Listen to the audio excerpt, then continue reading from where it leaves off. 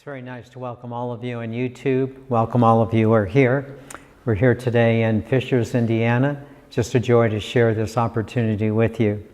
So let's begin today, first of all, by just briefly reviewing a little bit from our Fifth Sunday seminars. One of the things that was very interesting in the past, a couple of months ago, when we did our Fifth Sunday seminar, we talked about the notion of the dynamics of creation, and especially the dynamics of creation that are manifesting in you. And what we found was that over the period of those last couple of months, we've just found many people who have been very successful in their lives. People just doing everyday practical things, sometimes a little smaller, sometimes a little bigger. But it's been wonderful to be able to see people putting into practice the dynamics of creation within themselves. And certainly our goal here today would be a continuation of that, to know those dynamics of creation, particularly within yourself, but in just kind of an expanded session here today. Also, what we're going to be doing, of course, here today more particularly, is to talk about the direct and indirect paths to God. The direct and the indirect paths to God. Especially what we'd like to do is to be able to, in a sense, release a lot of the vague beliefs, or release things that no longer make sense to us, especially releasing guilt and the notion that we might be sinful or something like that, and rather to substitute in its place that we might have a sense of clarity, a sense of confidence, and a sense of co-creating in the world. So that's our goal today, and the direct and indirect paths to God, to have that sense of joy and happiness within ourselves, and that stimulation, I think, that raises all of us up. So let's begin. If you'd open up your packets, on the left-hand side of your packet, I'd like to first of all call your attention on the left-hand side of your packet to a particular presentation. The left-hand side of your packet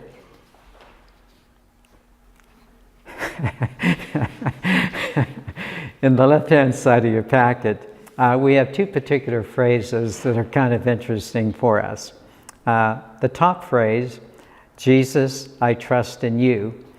If you would address the notion, well, who is being addressed in that top phrase?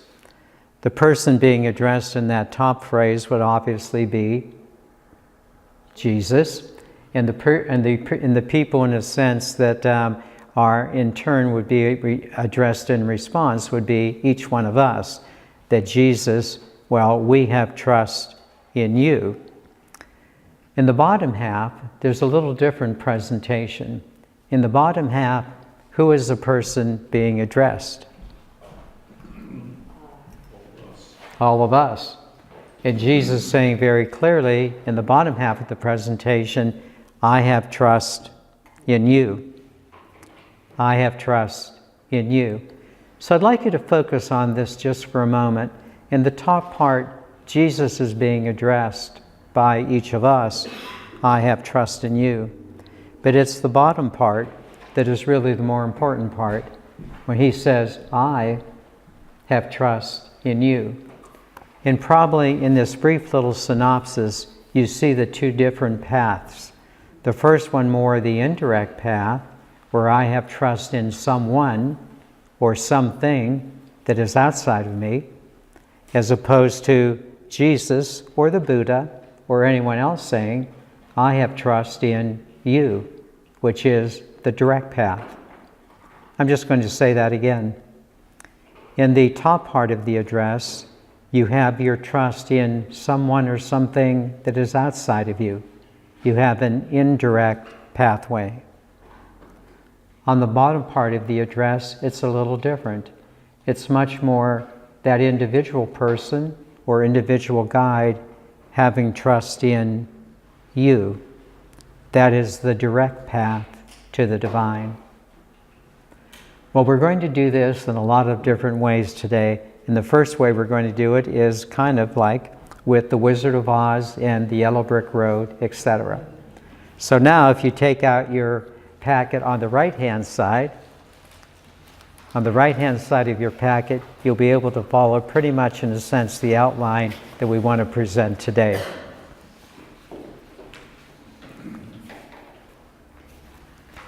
On the right-hand side of the packet, we're just going to take, in a sense, a few fun facts from The Wizard of Oz. Probably all of us know The Wizard of Oz, one of those lovely, lovely movies, and has so many different things that are involved with it and so on. But let's begin just a little bit with just some fun facts, as I mentioned. First of all, does anyone know when the movie itself came out? 1939. Mary, you're going to have everything. I know you're going to do it. Did it win the Academy Award that year? No, it did not win the Academy Award because the Academy Award was won by Gone with the Wind. Yeah, just one of those interesting notions. And we know that I think probably Judy Garland starred in the movie. But do you remember who the Scarecrow was? Ray Bolger. Oh boy, Patty, right on target over there, huh? And do you remember who the Tin Man was? I think it was originally Buddy Epson, at least that's what I understand anyways, and maybe someone else a little bit later on. And then do you remember in a sense who the Cowardly Lion was? Bert Lahr. So just kind of fun to go back over all of those particular things and just to see the characters were involved with all of them. It's still kind of fun to watch on the movie or to watch on TV to see all of the different things that are involved, etc. What I'd like to do is in the second particular aspect under the fun facts and so on, I want to talk about 6 particular aspects of the movie, 6 aspects of the movie. And then what I'd like to do is, as I talk about those 6 aspects of the movie, then I'm going to move into the indirect path to God and then move us into a meditation. But let's begin first of all, in a sense, with those 6 particular aspects of the movie. The first part of the movie, in a sense, the first aspect was the fact that each one of the people in the movie wanted something to complete themselves. Pretty interesting notion. They just wanted that something to complete themselves. So for Dorothy, that what she wanted to complete herself was to be able to go home. That was Dorothy. So her basic notion was, I simply want to go home. Very important. The Cowardly Lion, he wanted to complete himself by courage, a lot of strength, power within himself and so on. The Tin Man, heart. And then the Scarecrow, he wanted a brain. So it's just kind of interesting because you begin to see that, and you can see kind of everything kind of working through. Everybody seems to need or want something to complete themselves. Just say it again. Everybody seems to want something to complete themselves. Obviously, we'll talk about that as we progress. The second basic idea behind The Wizard of Oz was they were told by a friendly witch, the witch of the West, and her name was Glinda. And they were told by Glinda that by and large they were to follow a yellow brick road so that they could eventually get to a wizard. So rather an interesting notion. The idea very simply was that, well, if they would just follow this road, they would be able to go to a wizard who could help them. Very much kind of an indirect path. If you just follow this road, we'll take you somewhere where you can finally know this wizard. A little different than maybe a more direct path. So that yellow brick road is pretty reminiscent of a lot of people, family, and so on, who kind of tell us, well, you should go this way, as opposed to maybe a direct path between yourself and the divine. Just a little something. The third fun fact, in a sense, was that the wizard really was not a wizard at all. The wizard, more than anything else, was kind of someone behind smoke and mirrors. He was a sham. So the third basic fact was, for many people, in a sense, the wizard himself was not all that he was cracked up to be. Could it be that many times certain people, situations, maybe even churches, are not all that they are cracked up to be? Just an interesting notion there, just a little interesting idea behind everything. But the fourth basic idea was that the wizard told them something that was very, very important. The wizard, in a sense, told them that what they had was something that could complete them, and that something that could complete them was with them all along the time. So the wizard told them something that was very interesting. What you have is already within you. What you have is already within you. That's a pretty interesting notion. It's amazing at times, is it not, how the Wizard of Oz has a lot of things to it all of a sudden. Things maybe you never even thought about. But it's such a very wonderful thing to notice that, in that fourth particular area, the wizard said something very important. You already have something within you that can complete you. The fifth basic notion behind the movie itself was, of course, he pointed out to them what they had within them.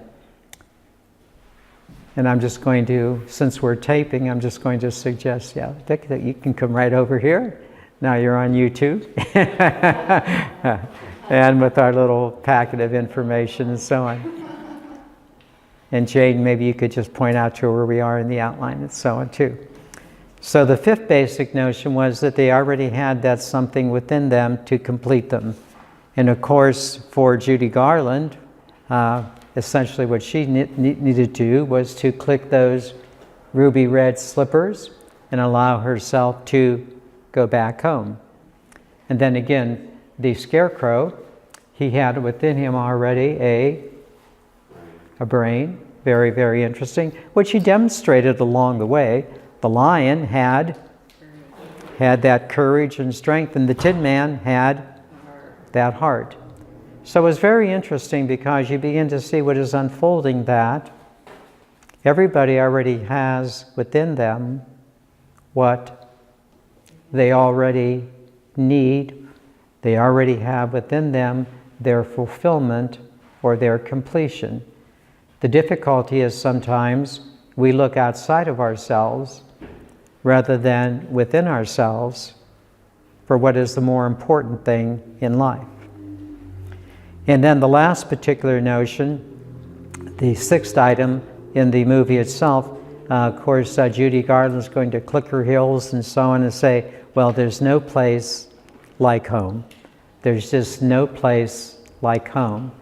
And I just want to suggest to you, quite frankly, is there's no place like God.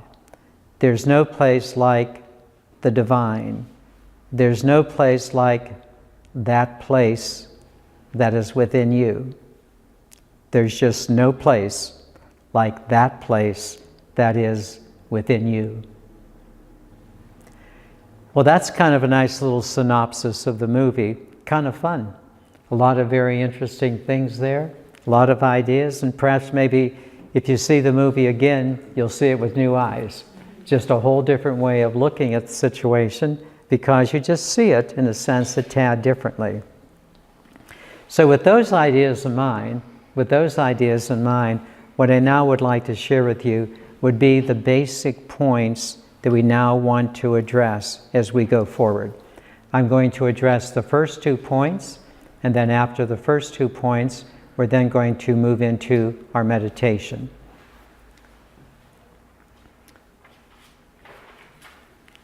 The first point of the movie, the first point that I would want to address to you that is very important is that each person wanted something to complete themselves from within.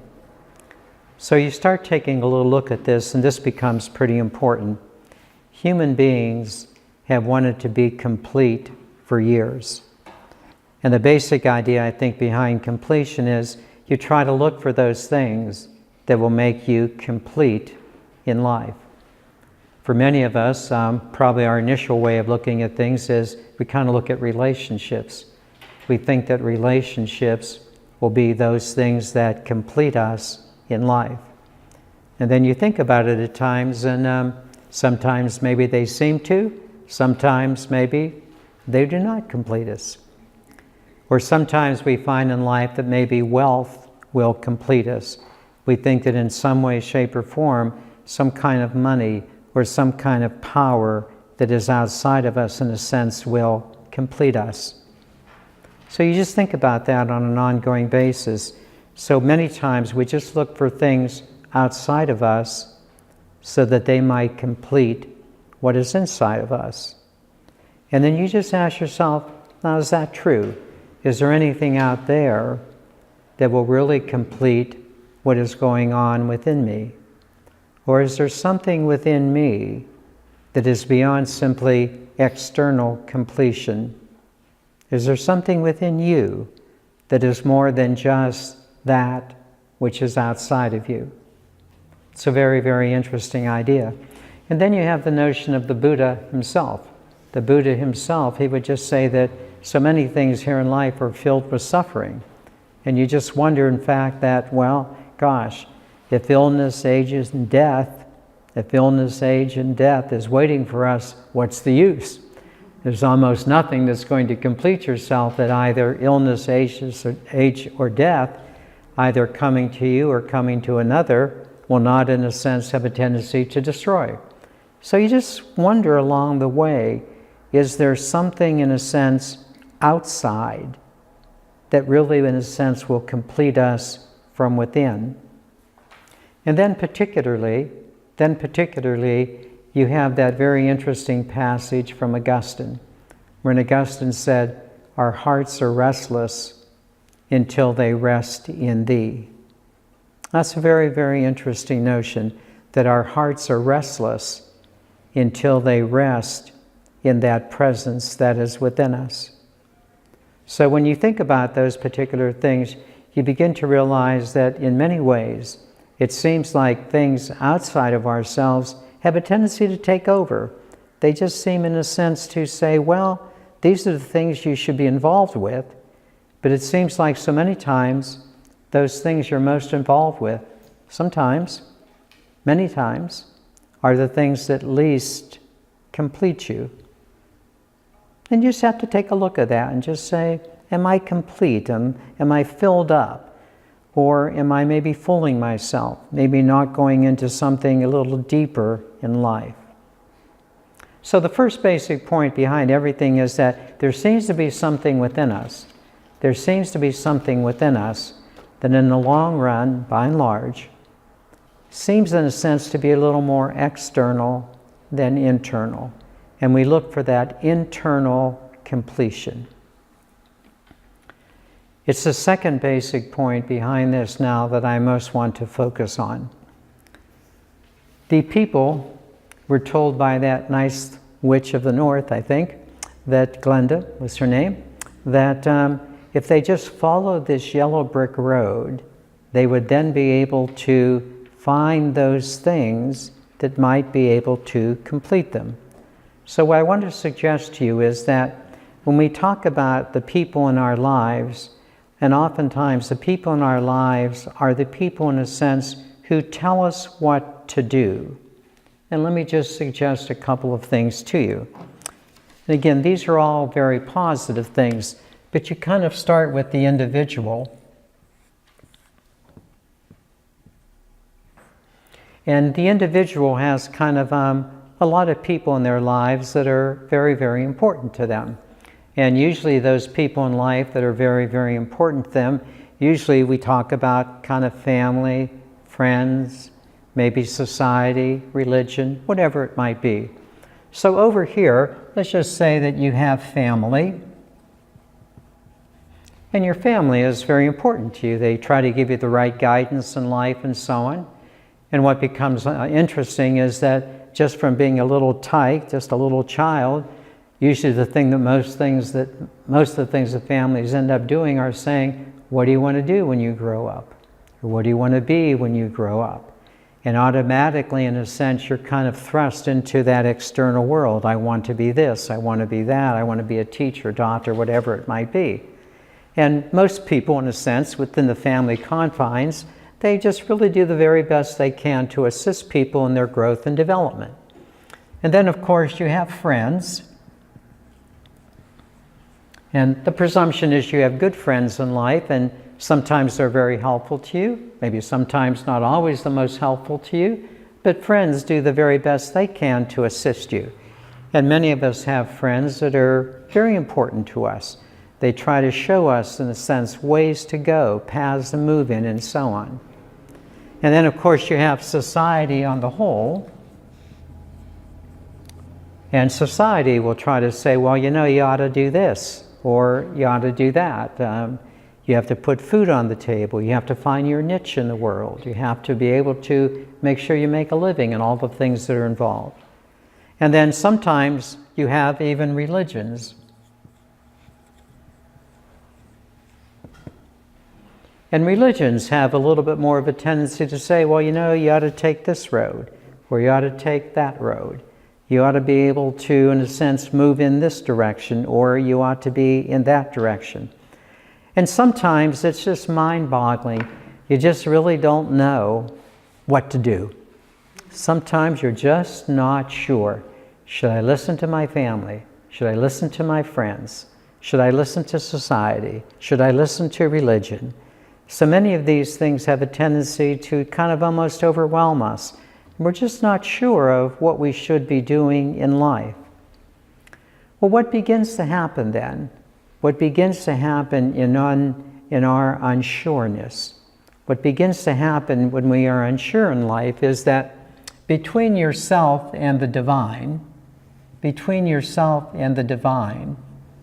what begins to happen is that somewhere along the way, you feel that you're going to need an intermediary.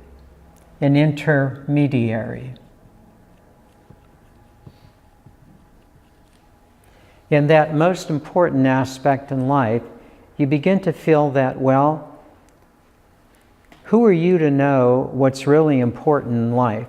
Surely your family, your friends, society, and churches, they kind of know what's best for you. And you're the one, in a sense, who should be following what they are saying. It becomes especially important because so many times your family and friends tell you these things with great assurance. This is what you ought to do. This is the way to go forward. And you're just not quite sure at times to be able to think on your own, is this the way to go forward? So as a result, many times we have an intermediary, or we would call an indirect path to the divine. And usually, the indirect path to the divine has three particular stopping places. Sometimes that intermediary results in a person. So that many times in life, in a sense, you have someone like Jesus. Or sometimes maybe you'll have someone like the Buddha. Or maybe you'll have someone like Krishna. Or maybe you'll have someone like Muhammad. And they're simply telling you, well, seemingly, this is what you ought to do. So you have someone like Jesus or the Buddha, lots of different possibilities. Krishna, Mohammed, Lao Tzu, any of the gurus in life. They just have a tendency to say, well, you know, you ought to do this. You ought to do this. And many times, they can be very helpful in life. We're certainly not denying the fact that they can be helpful, but sometimes it seems like, it seems like they're always telling you to do this and follow that, as opposed to maybe following something a little more internal. But in us being unsure, we're never quite sure. And as a result of that, you kind of follow the best advice you can get. Sometimes, in addition to a person who is guiding the way, sometimes you have a book that seems to tell you, well, this is what you ought to do. Sometimes that book might be the Bible. This could be one of those books. Could be the Bible.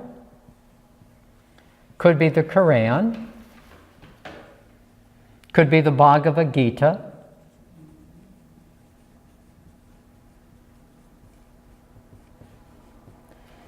The only problem is sometimes the Bible, the Quran, the Bhagavad Gita, all in a sense kind of saying this is the Word of God, seem to be at odds at times. And it's very difficult when you say, well, you should be following this if you're Christian, or this if you're Islamic, or this if you're Indian. And gee, you're not quite sure what to do. They all seem maybe logical, but especially when you're unsure, you kind of think, well, maybe I should do this, or maybe I should do that. The whole idea, by and large, is that, well, you're just not quite sure. And do I follow this person in that book, that person in this book? Or maybe I should follow just the church. That would be an interesting thing. So sometimes you have churches. Now, I never want to say this negatively, but churches like to tell you what to do. They just kind of say, you ought to do this, you ought to do that. This is the way that most of the churches have a tendency to operate. I don't say that negatively. I'm just saying it's kind of like the way that things are laid out for you. If you're going to be a good Christian, if you're going to be a good Jewish person, if you're going to be a good anything, then there's just a tendency for you to, well, this is what you ought to do. This is the pathway that you should be moving down. So it becomes a rather interesting notion. It's just very, very easy. It's just very, very easy. You're doing your best.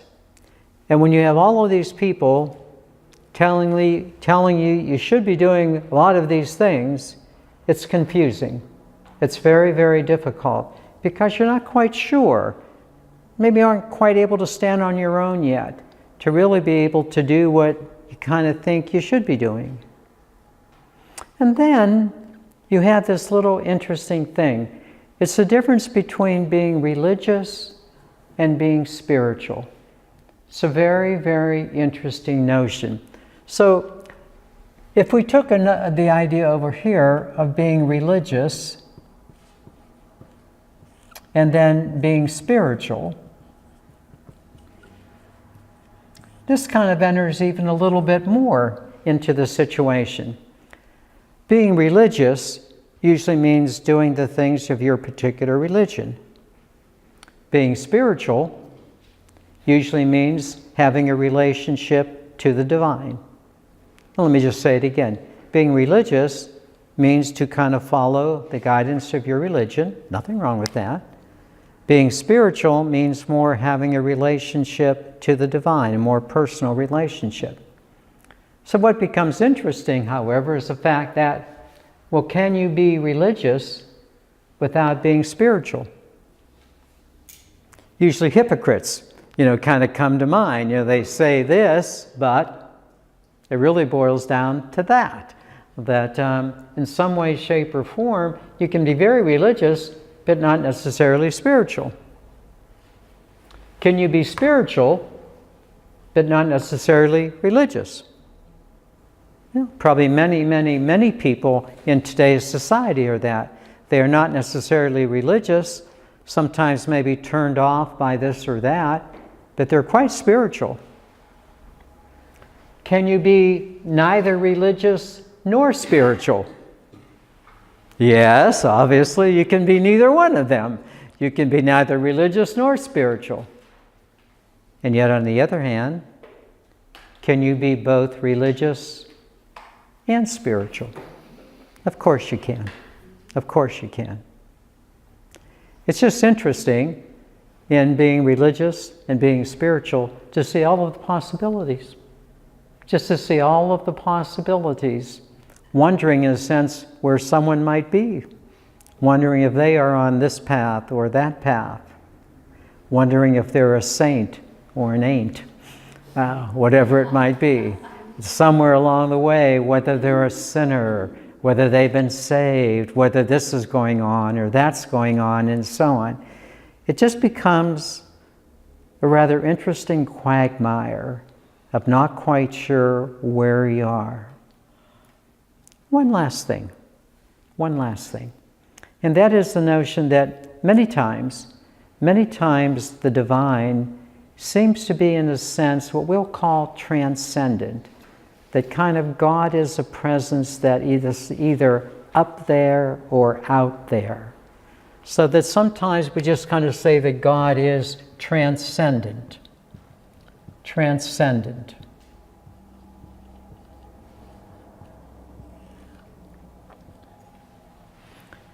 And when you talk about God being transcendent, we're talking about the notion that it's kind of like many people will say, oh, I talked to the man upstairs, or I talked to the woman upstairs. Oh yes, God is going to help me. Oh yes, I'm praying for something, and that outside something is going to come down and assist me in some way, shape, or form. I'm not suggesting that we do not think like that. What I'm just suggesting is, maybe is that all there is? Is God simply a presence that is out there, as opposed to more of a presence that is in here? Very, very interesting notion as we progress. So what I want to suggest to you now is going to be a direction in our meditation that we're going to move into, that based upon, in a sense, the movie The Wizard of Oz, you begin to realize there's a lot of nice people in your life who sure want to tell you a lot of things. And they do. Not saying they're negative, not saying they're bad, but it's just so easy to allow other people to do the direction in your life. And especially if we're unsure of that direction, especially when people talk very forcibly, yes, you should be doing this, yes, you must do that, then you're not quite sure. It just seems like, well, maybe I simply should follow that intermediary. Maybe I should follow the yellow brick road. Maybe I should follow the yellow brick road and go to that which is an intermediary, rather than knowing that more direct path that is within me. So what I want to focus on now in our meditation is to talk about more that direct path that is within me. And I'm simply going to define it for right now as a presence that is within you. A presence that is within you. May I say just one more thing before we begin?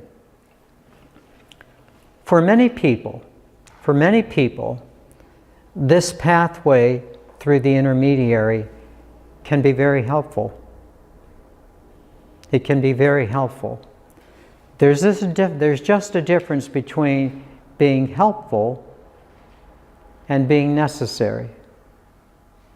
Just want to say it again. This intermediary position can be very, very helpful. The problem is sometimes it becomes necessary. And there's a big difference between what is helpful and what is necessary. Just want you to keep that in the back of your mind.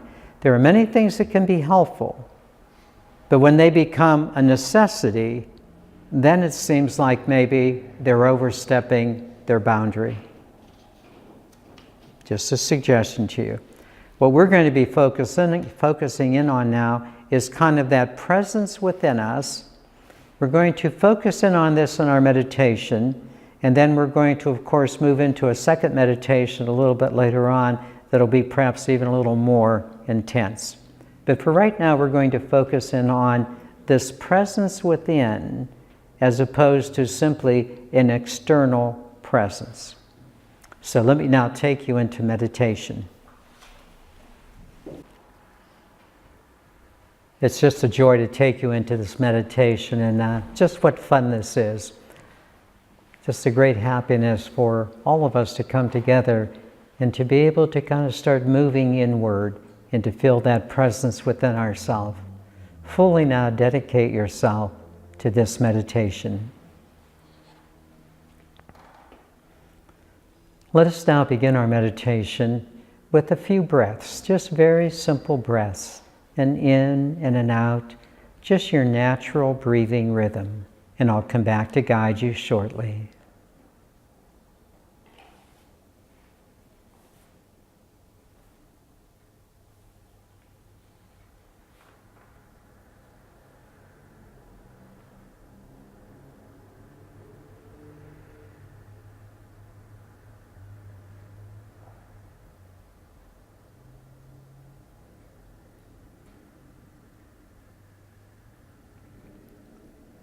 Now what I ask you to do is just to familiarize yourself with the breathing. Would you just take a moment that on the in-breath, you would just say to yourself the word in, and on the out-breath, that you would say to yourself the word out. In on the in-breath, out on the out-breath. If your mind wanders, just bring it back. Nothing forced, but just stay focused in your natural breathing rhythm. Please begin.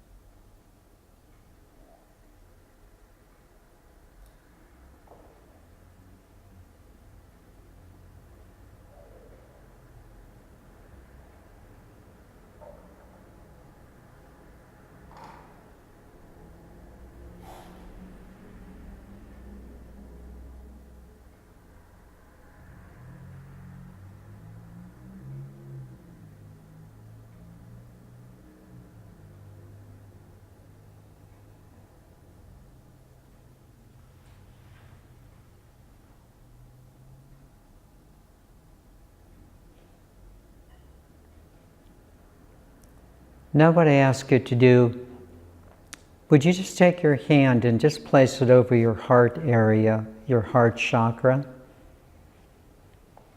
And as you inhale, again, just say to yourself the word in, or feel your lungs rising. When you exhale, say to yourself the word out, or feel your lungs deflating. Just feel the in and the out. Nothing forced, but very focused. Please begin.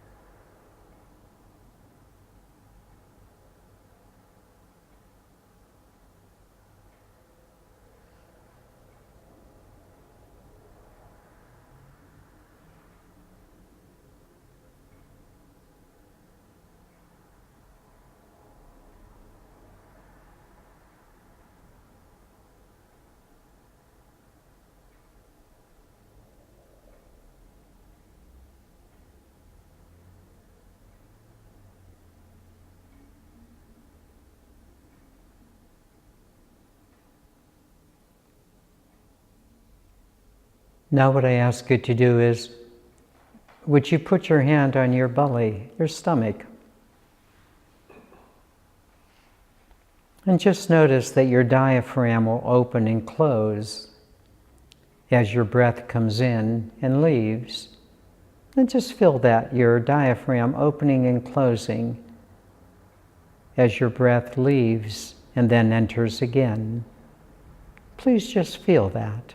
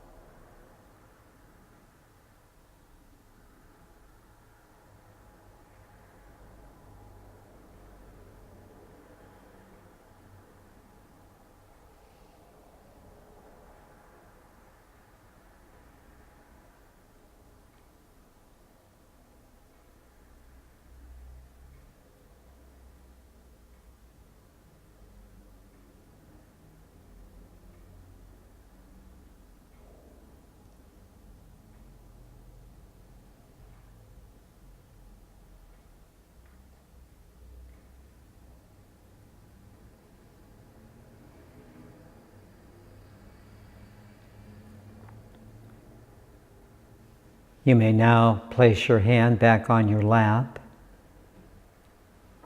And I just ask you to continue the breath, nice and easy, focused, nothing forced.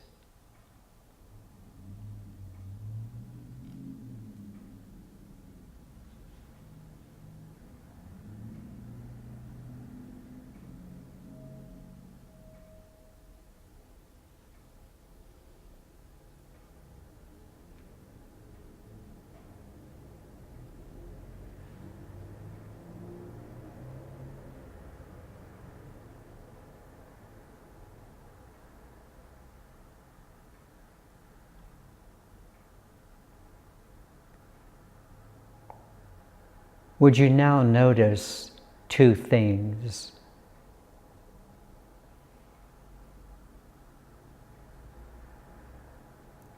The first one,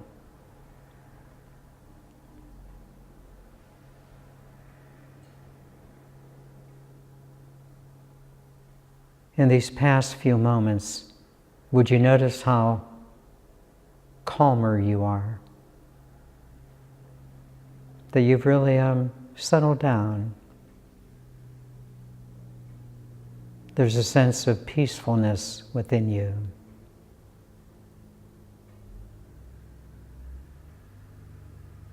Serenity. The tranquility. And just notice that. You're not as restless as you were.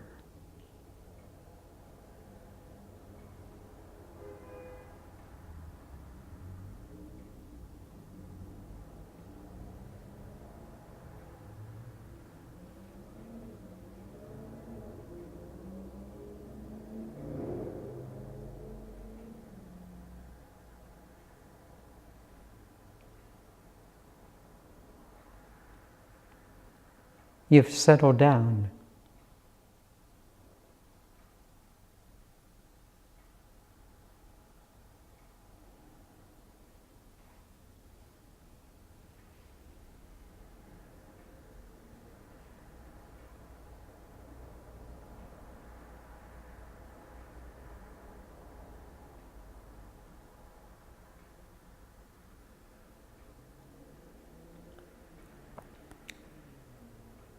Would you notice something else?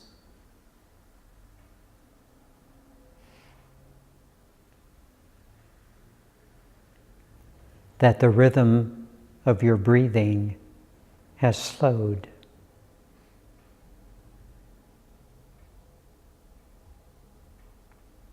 It's a little more extended.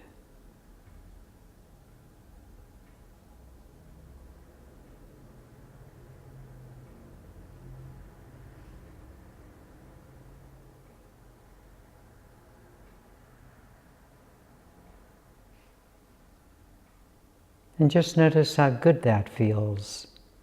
That nice, easy breathing rhythm. Notice that.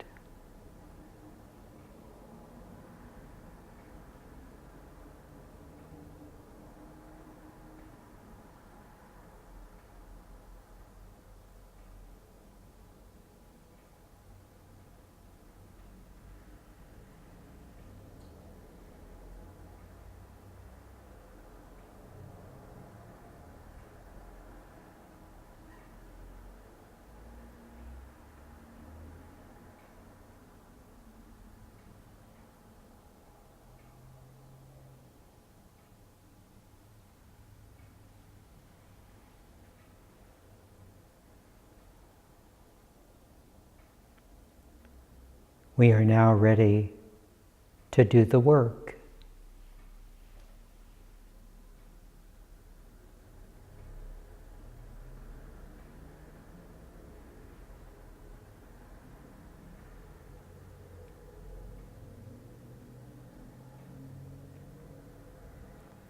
Would you notice, first of all, that there really is an inner you?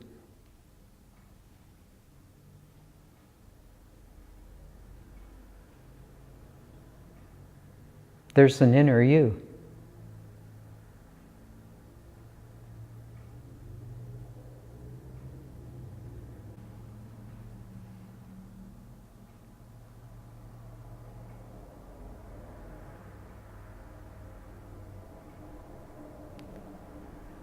It's not something you simply pay lip service to.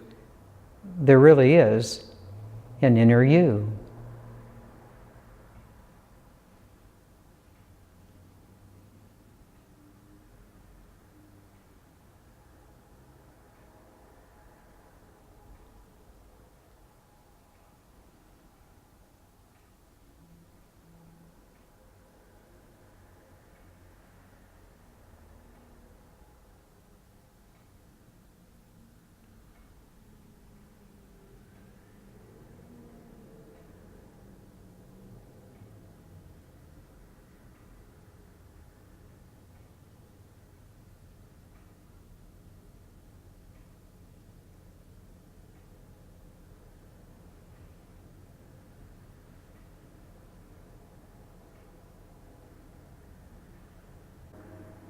You might be asking, what exactly is it? What is this inner me? What is it? Yes, I know it's there. Yes, I feel it. But what exactly is it?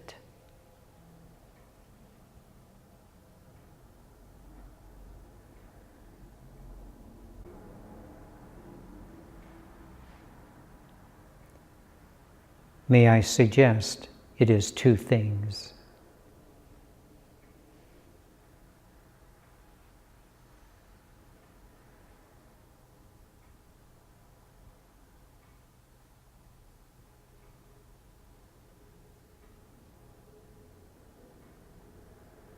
First of all,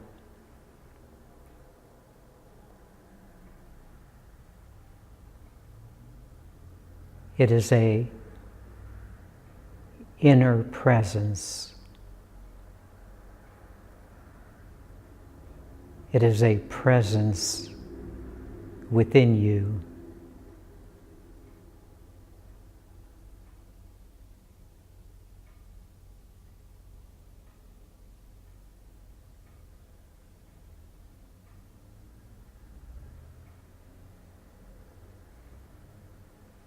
That's what it is. It's an inner presence.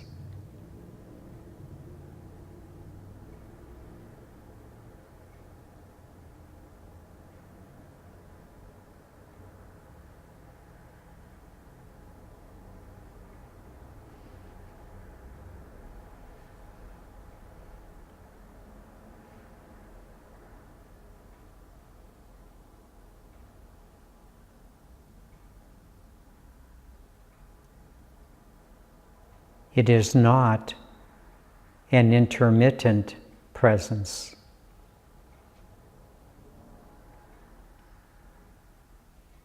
But rather an all the time presence.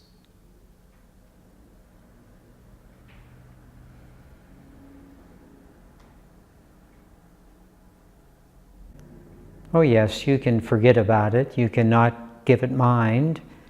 You cannot be attentive. It just doesn't mean that it ever leaves you. There's just within you that presence.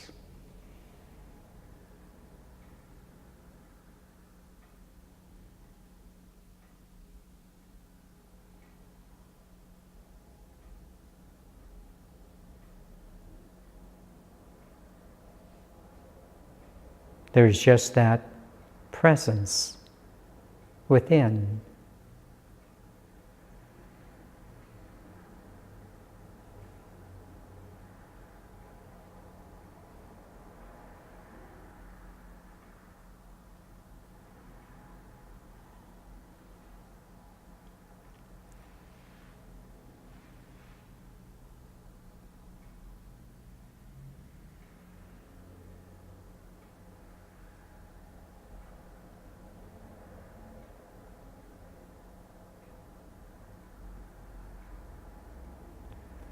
Sometimes it shows up just as a calmness,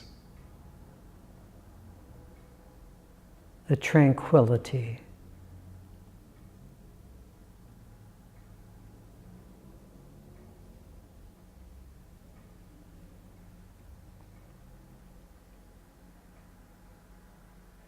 It's like, so nice, so nice.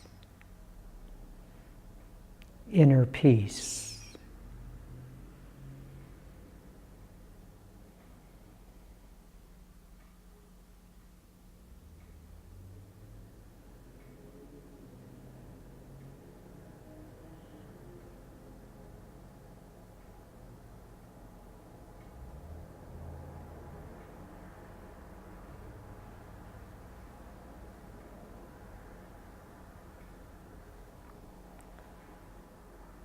Sometimes it shows up as a light. It's just a light.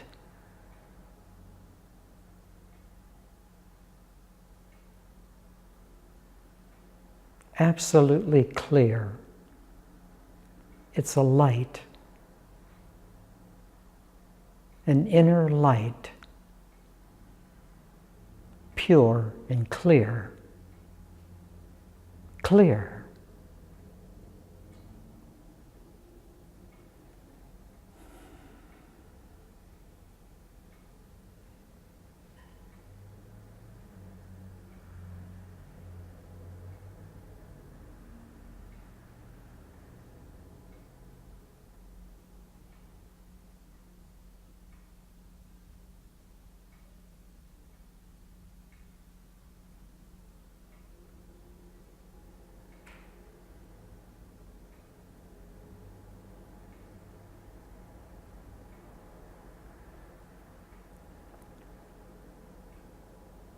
Sometimes it shows up as a knowing.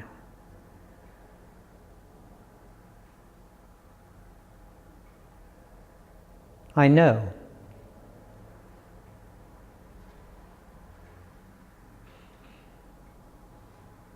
I just know.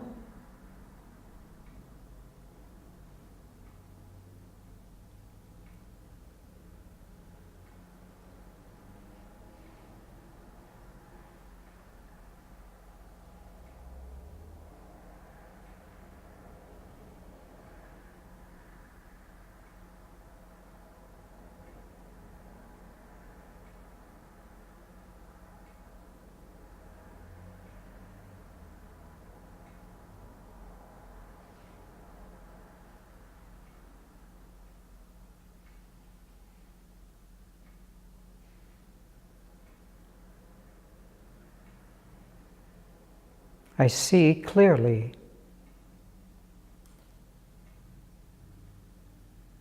From this presence.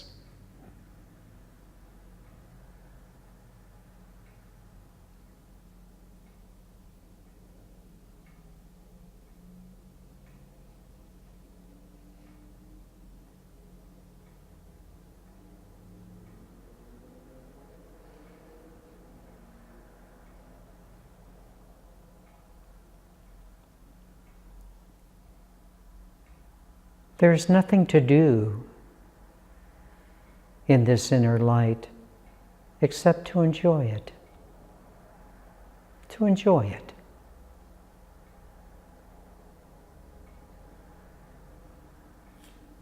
A calmness, a light, a knowing.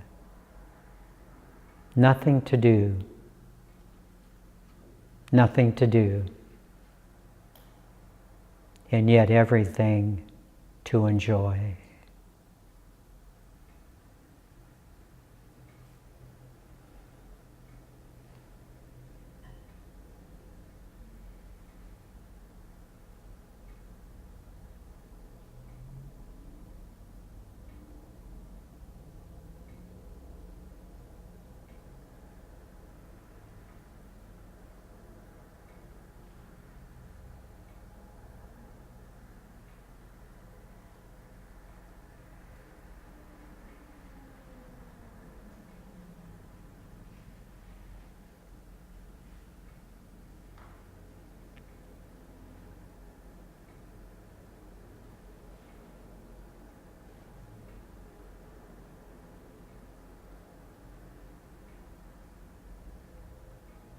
But there's also something else about this inner you.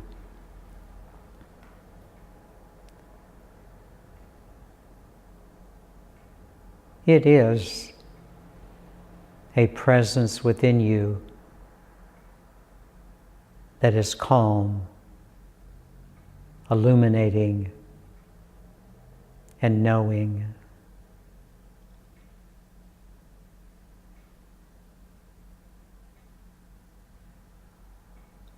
But it is also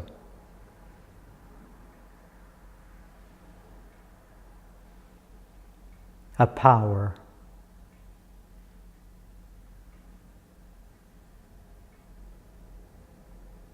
It is a power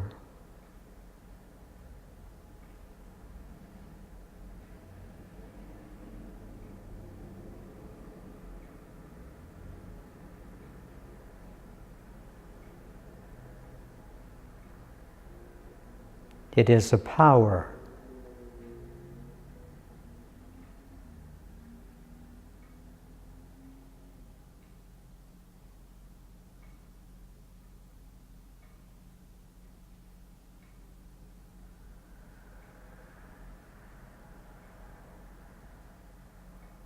to do what?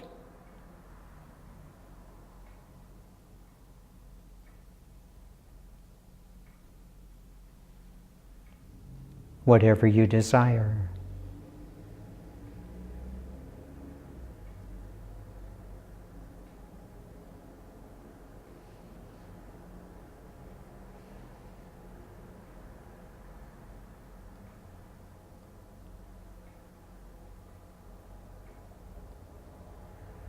It is a power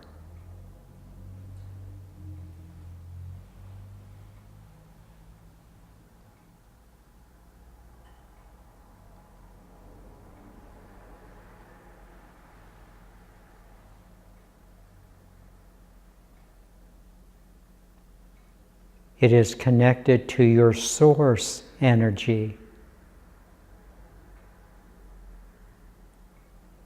There is no intermediary. You are directly connected to source.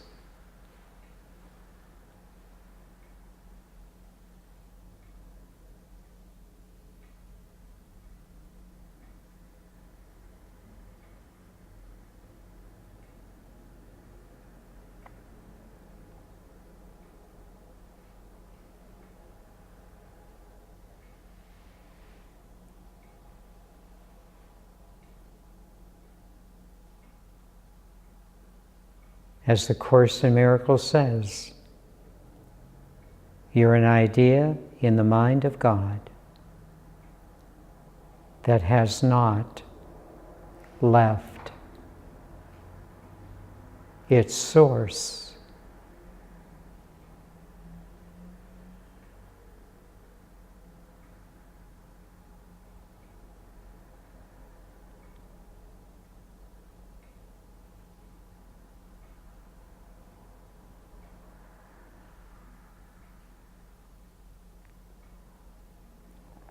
It's a power. It's a power.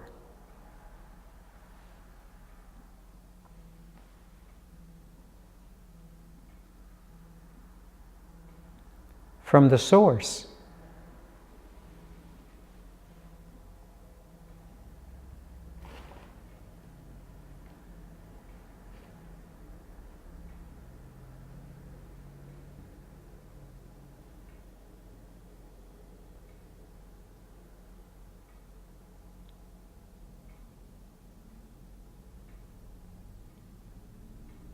It's not a voice in your head that says, well, you should do this or you shouldn't do that. It's not what your friends would say or what your family would say. It's not what Jesus would say or the Buddha would say. It's not what a church would say. It is what you would say.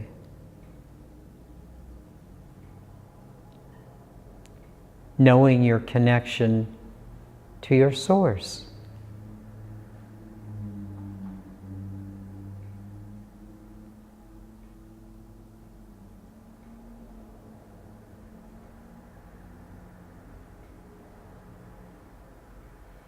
It's not in your head.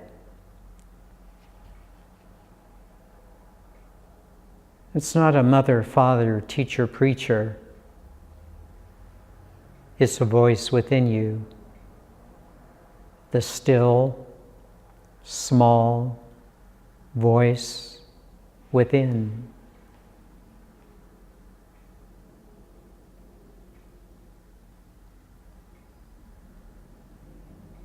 That will always tell you what to do.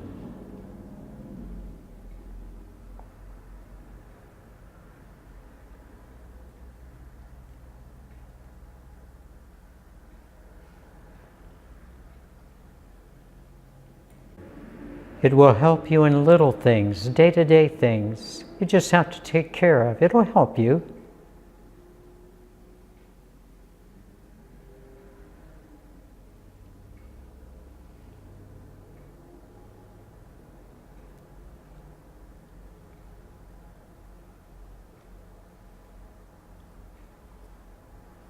It'll help you in bigger things too. Nothing is more powerful than it.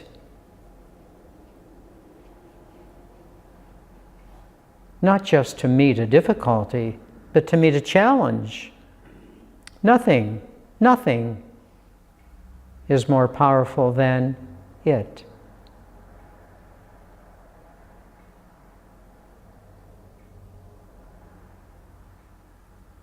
The power within you is always greater than any problem you'll face. It's a power, not in your head. It's a power in your spirit, in your Holy Spirit. It's a power.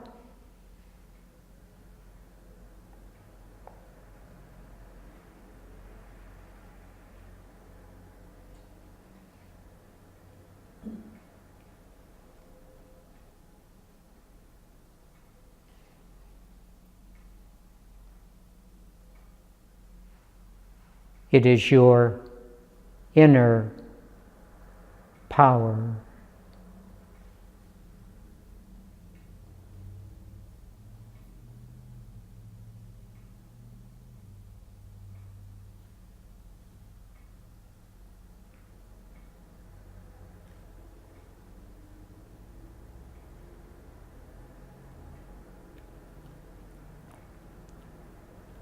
This is you. This is you, peaceful and yet strong,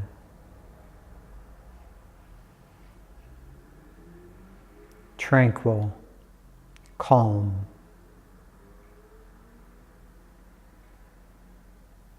and yet powerful.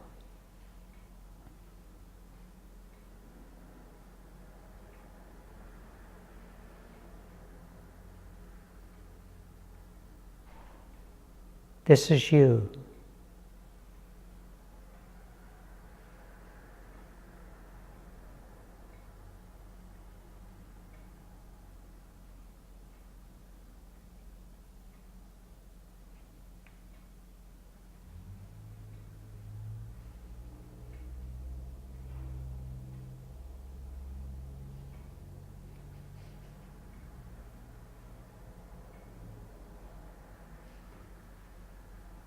This is you.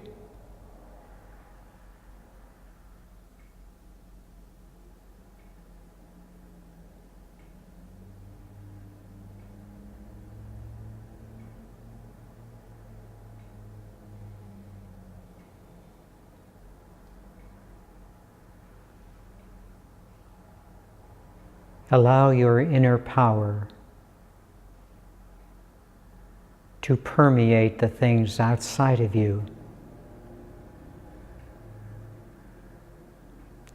Don't get lost in them. Don't get lost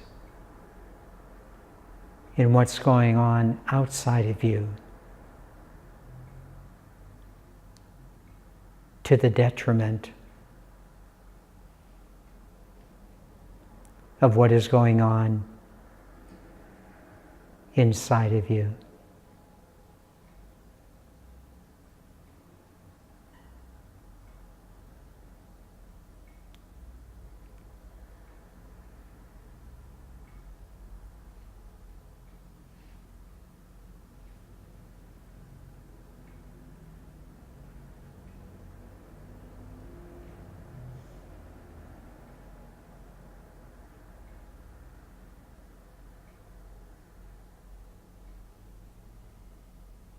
Live from within.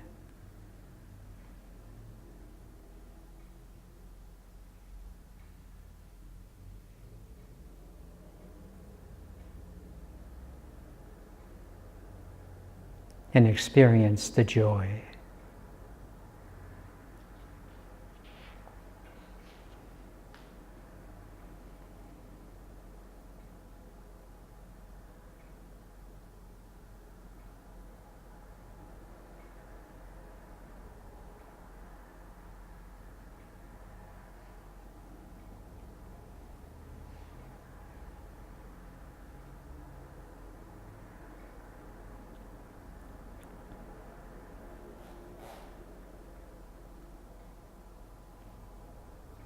Would you now notice two last things?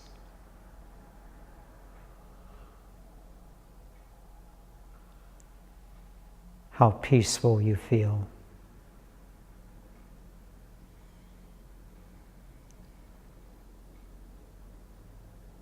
Just how knowing that you are.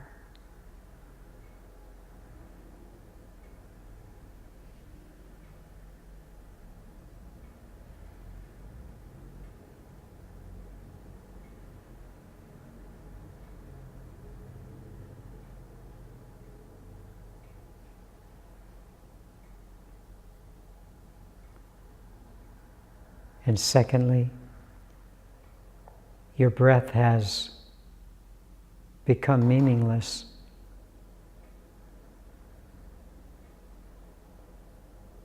You've moved beyond the breath.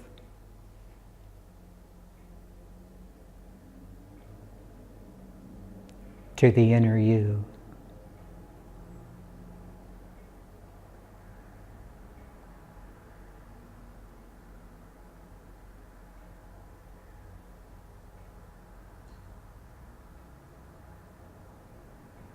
Quite a place, quite a place.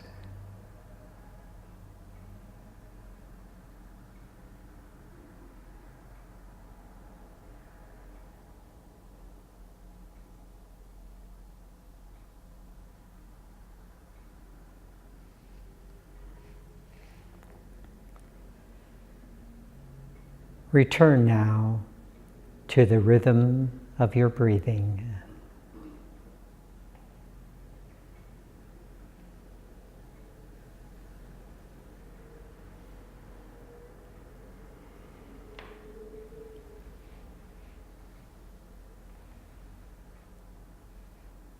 Would you notice the difference between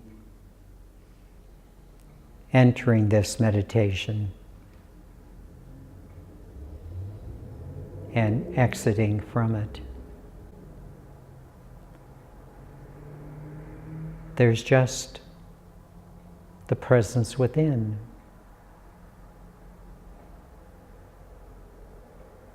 And its power.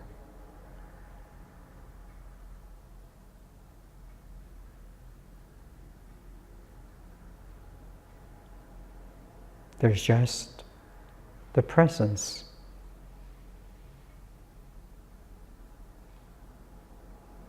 And its power.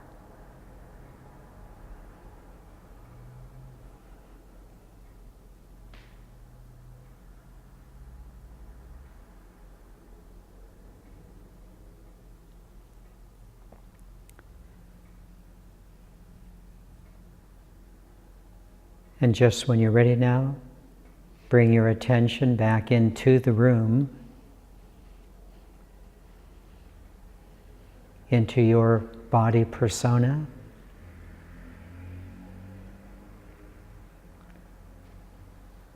opening up its lovely eyes.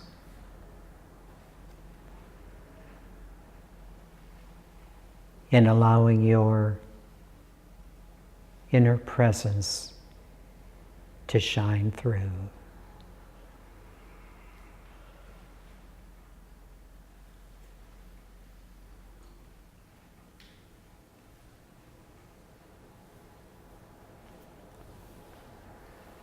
Namaste.